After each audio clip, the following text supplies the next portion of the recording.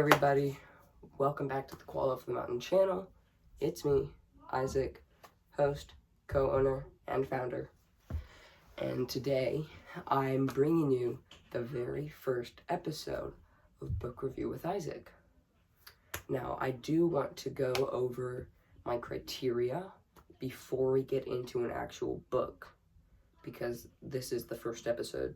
I'm not going to be going over it every time, just a quick little whoop-de-doo so you know what's going on.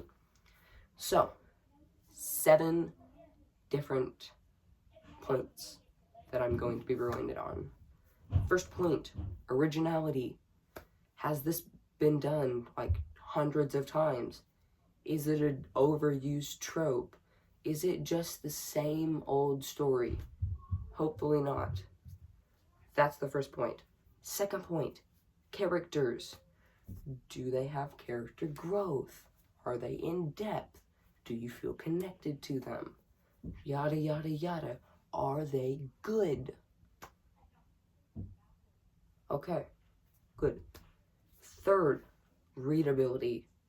I don't mean like, is this within your reading level? If you have a 6th grade reading level, you should not be checking out this book. That's not what I mean. I don't mean the words are too hard. What I mean is, how much do you need to focus on this book to read it? Say, let me find an example right here. Take Rebel Genius, okay? Rebel Genius, never know how to pronounce that. Anyway, this book, good book, love this. Do I need to focus overly hard on the plot or the character development to be able to understand what is going on? Yeah, a little. But do I need to sit down and physically go, no. If I could pick an example for a book, I'd have to do that. Lord of the Rings. No hate towards that book, but you need to lock in if you want to read that. You're not just going to be able to pick it up for a couple seconds, skim through it. No, you need to sit down, read the paragraph in its entirety. You will not understand what's going on. Okay? Readability on Lord of the Rings, not very good. Alright, fourth, probably the most important one, I think, plot. Is it good? Is it actually a good plot? Like, is the original idea something creative? Make sure the plot moves at a reasonable pace. You know, we've all seen the 6th graders, like English homework. Got the diagram that's gonna go, ooh, climax at the top, resolution. And that is a good example of a plot. What we do not want is something like, okay, we don't want that. Multiple climaxes is fine, but we don't want to overdo it. So, plot, good, plot, best. Alright. 5th, mechanics. And what I mean by this is, say your story has lots of cool magic in it. You need to have a limit. You can't just have unlimited magic, I'm sorry. But you need a limit. The main character, if you want to have them like unlock halfway through the story, they're like secretly the heir of Kingdom Malaria. They grew up a poor peasant, but actually, their dad is the sovereign sorcerer of everything. They get unlimited magic. They have the best kind of magic. If it's, maybe it's based in the future, 2077 or something, cyber, all that stuff. The technology, it needs to make sense, okay? You can't just take a computer and give it like the ability to transform into like a massive truck from this little pebble. You can't just do that and say, oh, it's technology. Nuh-uh. Nuh-uh. You gotta explain that stuff. Mechanics. Better be good. Alright. Sixth is mistakes and plot holes. You had better not have that many. I can understand like 6 or 7, maybe 12, but if there's something small, like if I need to actually have information, if I need to be big brain, need to be smart to catch these, then I might give you a pass on these, but they better not be obvious, they better not be huge. If you're making a book and you start noticing a huge plot hole, you need to fix that. You do not need to ignore it and hope nobody looks at it. You can't just paint over it with your little whitewash. Anyway, mistakes and plot holes. Don't have them. At least don't have that many. And 7, most important, probably, wow factor. Wow factor is comprised of 2 different things. One of those is going to be, wow, how much did I actually enjoy this book? Like the critics say it's the best thing ever. It gets a complete 7 on the thing, but did I actually like this? Like, is it a book I enjoy? This is the most important one. And the other half of that is a bit of a branch off from readability. Do you want to read this again? Is this something you can enjoy multiple times? All right. I think I've gone over pretty much everything in my criteria. I'm going to be writing them down on this whiteboard right behind me with this little erase marker. All right, let's begin. All right, before I continue, if I was me and I had been rambling on for 6.5 minutes about criteria, I would definitely forget something. So, really quickly, we're going to go back over everything. Not the definitions, just the words. All right, say it with me. 1, originality. 2, characters. 3, readability. 4, plot. 5, mechanics. 6, mistakes. And 7 is the wow factor. Yay! Woohoo! All right, let's start. The book I have here with me today is The Eye of the World by Robert Jordan. This is part of the Wheel of Time series. I got it from the Salem Public Library. It's about 650-ish pages long. There are 16 books in that series. That's a lot of books. It's a lot of pages. It's a lot of words. Anyway, this book does remind me a lot of the Inheritance Cycle and the Lord of the Rings books. So if you've read either of those, you might recognize the beginning. If you read this, they deviate off near the end and the middle. But yeah, without further ado, let's start. All right, so in this book, we start by meeting what is pretty much our main character. His name is Rand al'Thor, and he and his father are taking their goods across the harsh winter wasteland to the city, like pretty much near the edge of the world. It is unknown by a lot of people. It's right in between the 2 rivers. Very small town, but they're taking them there with their goods. They don't have too many of those. It's been a real harsh winter. Wolves have been attacking everybody. Everybody's in a foul mood, to be honest. And that's why Rand al'Thor is quite scared when walking through the woods, he sees a man all clothed in black, riding on a black horse in the black shadows. And he's understandably even more frightened when he tells his dad to look and the guy is gone. They can't find a trace of him. But puts it out of his mind, hopes it's just a farmer or something, and they make it into the village where we start to meet some more of our characters. We get to meet 2 of Rand's best friends, who are Perrin. That is a big guy, a bit dumb, but it's a character type. What can you do?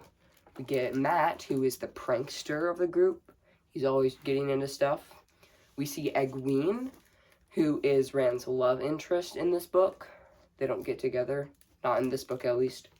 She is, currently she's aspiring to be the town's wisdom, which brings us to the next character, Nynaeve, who is the town's wisdom. They are women who listen to the wind, and they, like, prophesy like what happens, like are the crop yields gonna be good this winter, blah blah blah, is there a big storm, they can heal, very good at that, and everything is going on pretty normally, and then Rand learns that Perrin and Mat have also seen the Black Rider. Ooh. And none of the people they've told it to have believed them. I mean, nobody believes Mat, because, you know, he's a prankster, but Perrin isn't believed either. Then, as they're traveling further into the city, they meet up with some more of their dad's friends who tell them, hey, there might be a Gleeman in the city.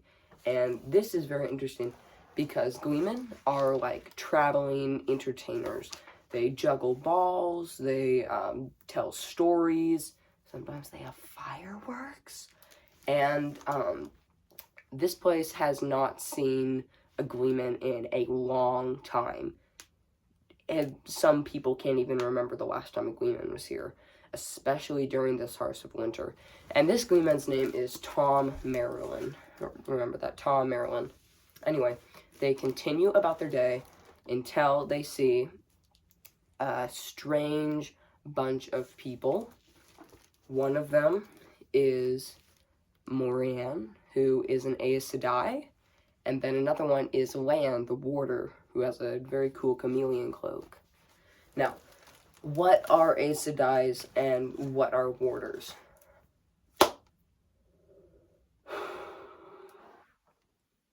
So, the Wheel of Time is a wheel that spins, and it's basically time itself. There are different ages, like there was an Age of Legends, Time of Madness, probably an Age of Good Harvest or something, I don't know. But anyway, this wheel is powered by the True Source, which is pretty much cut in half. There is a male side and a female side, and they are called, I believe, Sidin and Sidar. Don't quote me on that. Anyway, the male side of the True Source is corrupted by the Dark One. We will not say his name, because you're not supposed to say his name. Anyway, so because of this, only women are Aes Sedai. Aes Sedai being people who can control the True Source, so they're basically magicians, like Gandalf, Harry Potter, you know, those type of people. Anyway, and then Lan, he is a warder. He's a fighter, he's a bodyguard, he protects Moiraine, the Aes Sedai, with his life. He's bound to her, do all sorts of stuff. And so Rand and his two friends, Perrin and Mat, they get to meet up with this Aes Sedai and her warder. And she's a lady, they're teenage boys, it's a fantasy, obviously they all fall in love with her instantly. They're all like falling over themselves. And she gives them some silver coins. They all take a silver coin. It's very valuable. It's like probably $50, I would say. In currency, maybe 100. Maybe she gave them like $100 bill. Yeah, I think a $100 bill would be representative of that, judging like how much they liked it. Anyway, she gives them each a silver coin. They all go about their day. Today is it is actually a holiday today in the Two Rivers. It is a springtime festival, and that will be important later. So, Rand al'Thor and his father, they head back to their cabin, they're getting settled in for the night, and then they hear something outside, and then they hear something inside, because a huge band of Trollocs have just broken into their house. So what Trollocs are, they're basically trolls, but with a L-O-C at the end of it, and maybe you can say it differently if you want. Anyway, they break into their house. Rand al'Thor and his father manage to escape. His dad gets wounded very badly, so they take him to the village. They make it in there just in time, and it turns out the village has been attacked too. Now, luckily, most of the villagers were safe because of the springtime festival. You see, most of the villagers who were supposed to be in their homes were actually at the springtime festival, and thus were not there when they were being attacked. And when I say most of the villagers, I mean Mat and Perrin's houses.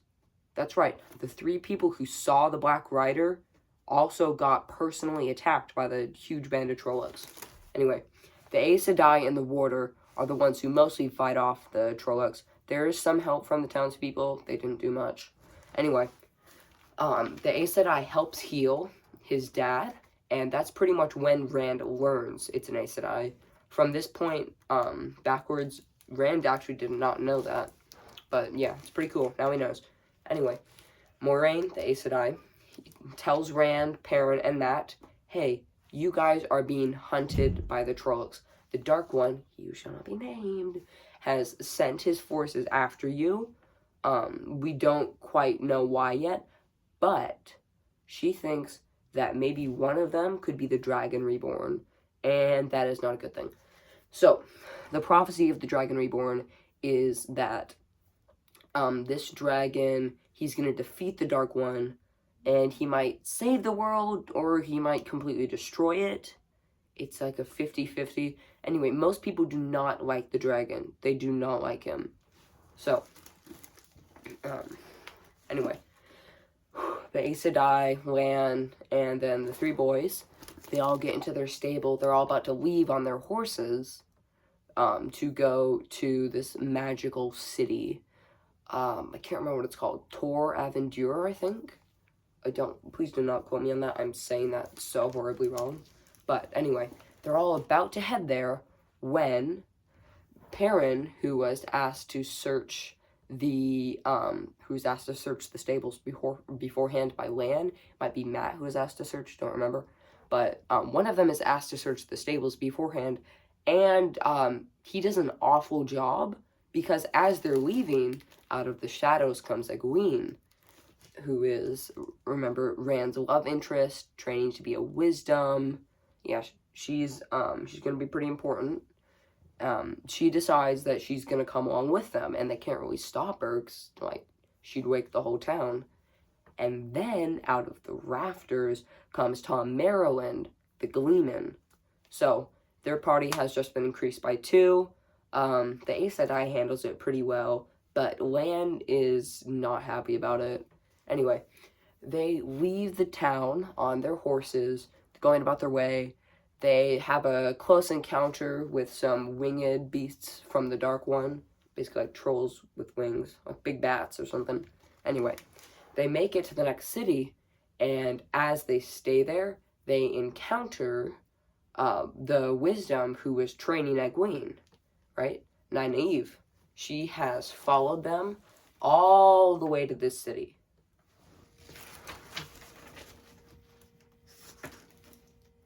Alright, so we're in Baerlon, the gang's all together, and real quick, I just want to stop and say I'm going to be not doing as much details from now on. 1, because there's too many details, and 2, I don't want to spoil it too bad. I just want just the main bits. Alright, so after this, they leave. They're on their way to Tar Valon, which is the city where all of the Aes Sedai pretty much live. It's ruled by the Amyrlin Seat, who's basically the king of Aes Sedai, and Moiraine wants to go to speak with him, because she's like, what is going on? Is this kid, like, is he a magic wielder? Is he somehow an Aes Sedai? Like, why does the Dark One want these kids? Why is he sending Trollocs after them? So, as they're journeying, Trollocs are after them again, so they decide to hide in Shadar Logoth, which is this ancient ruined city that the Trollocs are like completely terrified of. They will not go into Shadar Logoth. So while they're in Shadar Logoth, shocker, the Trollocs come into the city. They're like, how? Why? It's because they're being driven, they're being like whipped into there by Fades. And Fades are the people, you know, the black clothing, black horses that have been watching them back at Emond's Field, which is the city in between the 2 rivers. It's qualifying.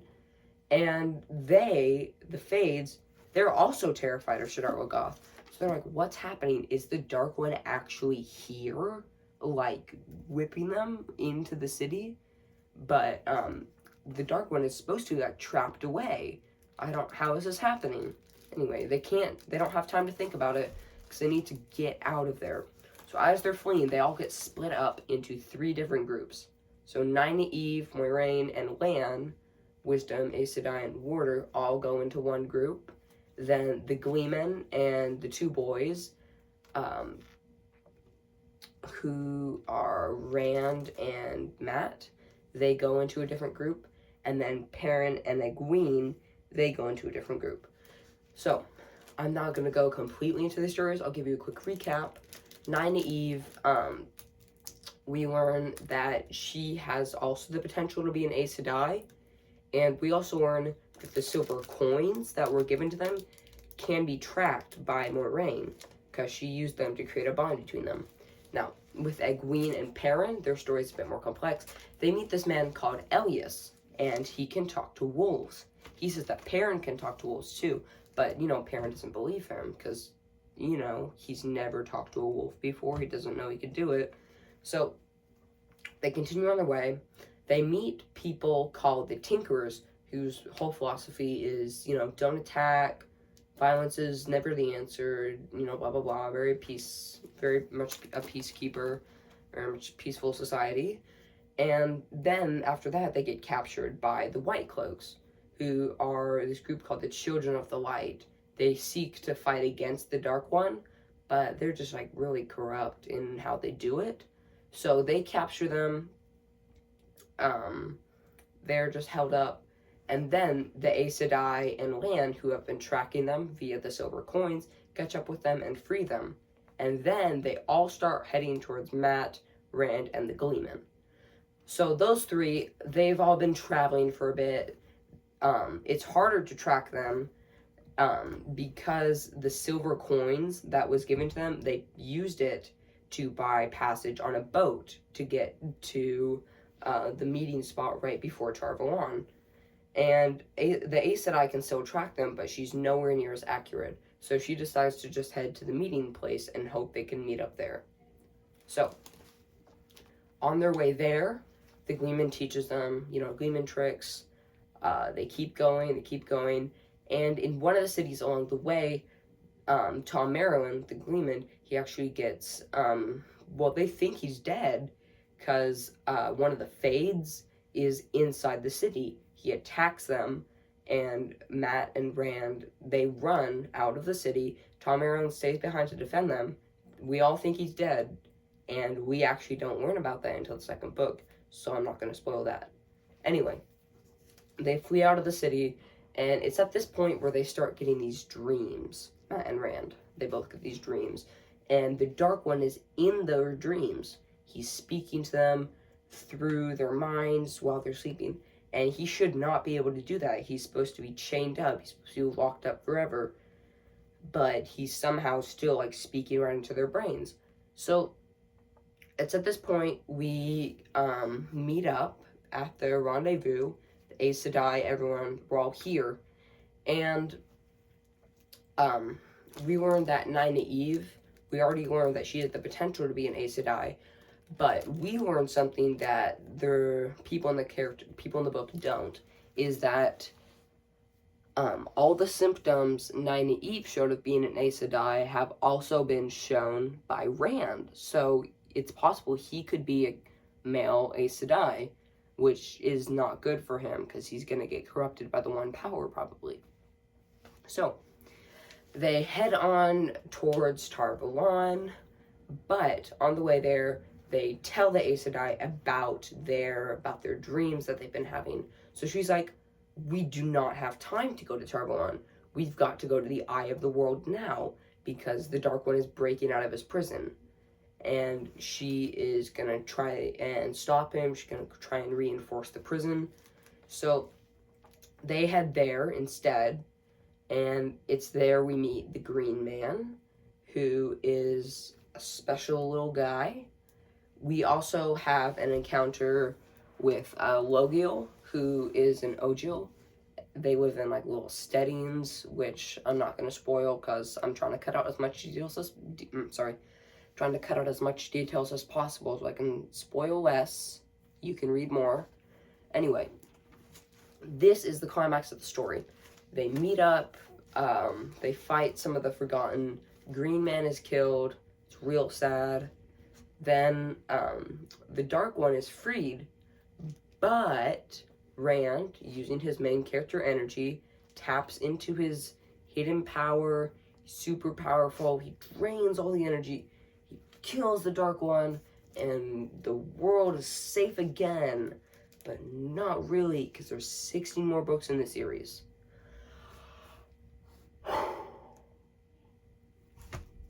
That's a lot. Alright. Now it's time for the fun part. Rating. And welcome to the rating board. We need to write down first our 7 points. Originality, characters, plot, mechanics.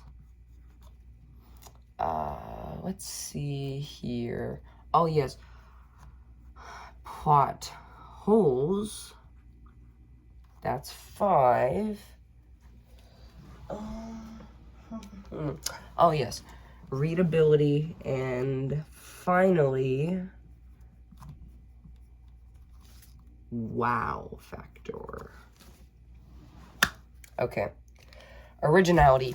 So, already, I think the beginning of it was so, I've seen it so many times. The beginning was not original, I have to say. But I think the rest of it was very nice. It has followed a lot of other tropes. So I think we're going to go for originality, maybe a 0.6. Okay. Characters.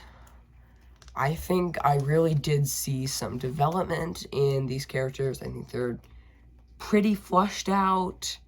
Obviously, you didn't see this as well, because you haven't read all the ins and outs, all the details of the book. I cut out the details, obviously. But, I think they did have some really nice character growth. Maybe a couple things I would do differently, but overall, really nice. 0.9. Very nice. Alright, plot. Good plot. Right? I think it was maybe a bit of a jump. It's a bit sudden that he got the one power, like, right at the end. Again, you didn't see this as much, but let me tell you what happened at the end. He perfectly channeled his one power. He made it into the super powerful light sword, and he cut the Dark One's magic ribbon off. It's a bit confusing. So, all in all, good, but for that last bit, I'm gonna give it a 0.8. Sorry. Mechanics. Really liked the magic aspect. It seems to work along the same lines as inheritance cycle magic, which is, energy is powering it. Really unsure on the limitations of stuff, and limitations is quite important. So, I think overall mechanics, maybe a 0.7. Alright, plot holes. I read through this book, and I don't actually remember encountering a plot hole, which is very surprising. I feel like I would get that. There are a couple things, I would say. One of the things I did leave out in sake of details was the fact that to get to the Eye of the World in time, they used this special thing called the Way. Now, this is, around the same thing as, the Lord of the Rings. Why didn't they just take the Eagles? Why didn't they just take the Way straight to Tar Valon instead of the whole journey? But, yeah, it's basically the same argument as why didn't they use the Eagles. So, I think not very many plot holes. So, 0.9. Sweet. Alright, readability. How easy was this to read? I think it was actually really easy to read. I'm gonna go with a 0.8. 0.8 in overall wow factor. To be honest, I loved this book. This book was amazing. Enjoyed reading it. It was nice. And it is getting a 0.9. All right, math time.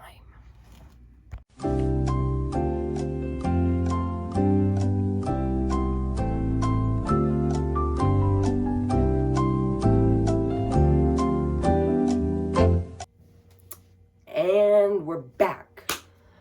Done the math. So hard. Hate math. And drumroll please. This book gets a 5.6 out of 7. That is a pretty good score, I would say. Now, really loved this book. Definitely would recommend it. In the sake of cost, there are like, since I already told you, there are like 16 books in the series, and I got these books from the library. This book is $40 in the US and $56 in Canada. If you want to buy 16 $40 or $55 books, go ahead. But yeah, I recommend getting these from the library if you have a public library near you. Overall, definitely recommend reading this. Really good book overall. Loved it. Entertained by it. Yeah. The Eye of the World by Robert Jordan is a good book to read.